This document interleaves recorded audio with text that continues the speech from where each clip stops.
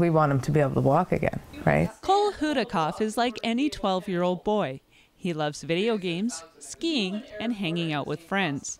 But a year ago, on a ski trip with his brother, Cole's life took a different, drastic turn. They were having a great day skiing, and Cole wanted to go down by himself. So he went down the run, and when his dad went down, he couldn't find him. And apparently he'd had a fall. While trying to avoid another skier, Cole took a tumble. It was a fall that would be the beginning of a nightmare for the family. The 11-year-old was paralyzed from the waist down, and the family wound up spending 5 months in Vancouver at BC Children's Hospital. Sometimes, I'll invite my friends over, but I can, never go to their house, but I still have a fun time.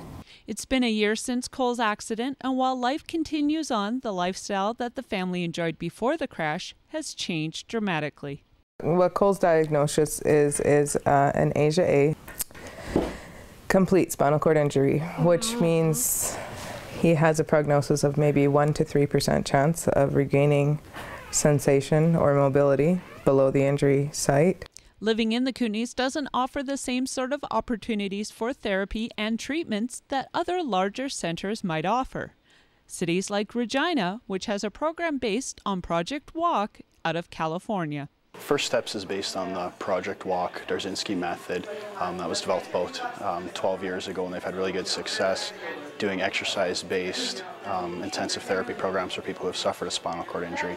So through that exercise, we're seeing, and they're seeing, good results where people are regaining function below their level of injury. Amy hopes to bring Cole to the center to help him not just accept his condition, but work with his disability. Glaring obvious is we want him to be able to walk again, right? And that has happened. It has happened with this type of therapy. I'm not saying it's going to happen, but it has happened. And so for that, we have some hope.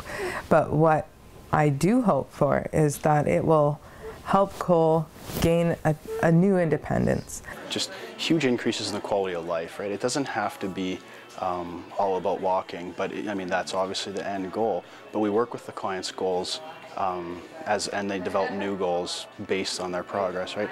So we work with them trying to help regain function. It's helping them in their daily living activities. It's helping them bend over to pick up a pen. It's helping them wheel faster. It's helping them with all their routines that they do normally in their life. And Cole, too, has some ambitions of his own. Like any typical young teen, driving a car is one of those goals. My number one goal is, of course, to move my legs, right? But if that doesn't happen, my secondary goal is just to get abdominal control, because it's a lot harder without the control in your abdominal muscles. Cole has an end goal for the year 2012 to simply be able to get himself dressed and out of bed all on his own. And if he can reach that goal by the end of 2012, that just is bringing him closer and closer to his yearly goals. He wants to be able to, when he's 16, be able to get himself into a vehicle and drive away.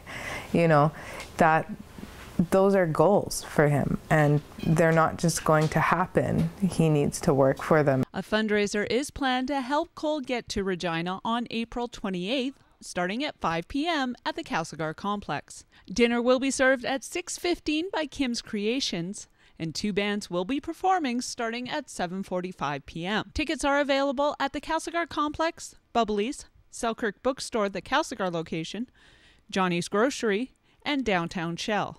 Jennifer Waldie, Shaw TV, Castlegar.